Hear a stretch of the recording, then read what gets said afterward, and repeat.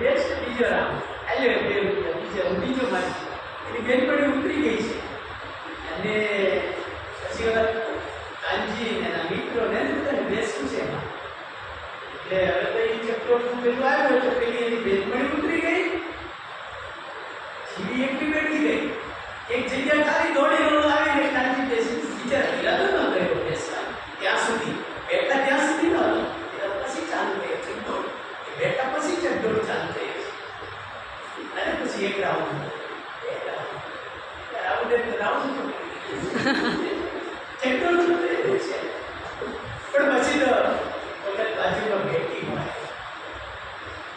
ઘર સુધી એનું ગામ રસ્તામાં આવે છે મૂળ પછી ગામમાં એ ગુના માટે કાઢ્યું જીવી ત્રાસી ગઈ એક બાજુ હવે કાળુને કહી શકે કાનજીને કહી શકે એમ નથી તો કાળો કાળો આવી જાય ને તો એ માનવી હોય કાળો કાનજી કરવું એટલે હવે કરવું છું એટલે જીવીને એવું થયું કે આના કરતાં તો મરી જાઉં સાવ એટલે રોટલો બનાવ્યો એમાં એમણે ઝેર નાખીને કે આ ખાઈને મરી જાય એ બનાવ્યું એ દરમિયાન પેલો ધૂળો આવ્યો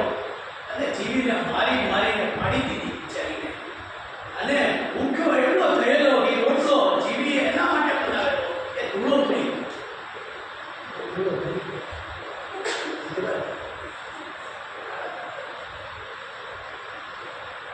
સ્ત્રીની કસર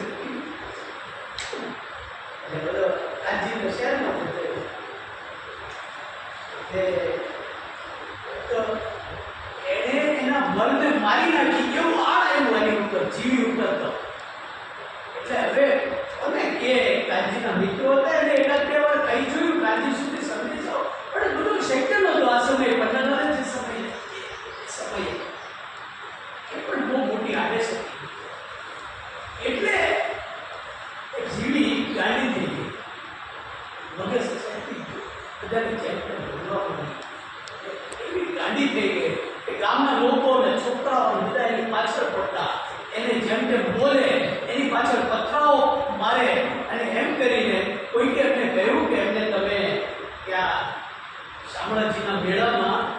ઘરો છે એમાં જો આ ગાંડા માણસને આવી રીતે નવડાવવામાં આવે એ સાજું થાય એવું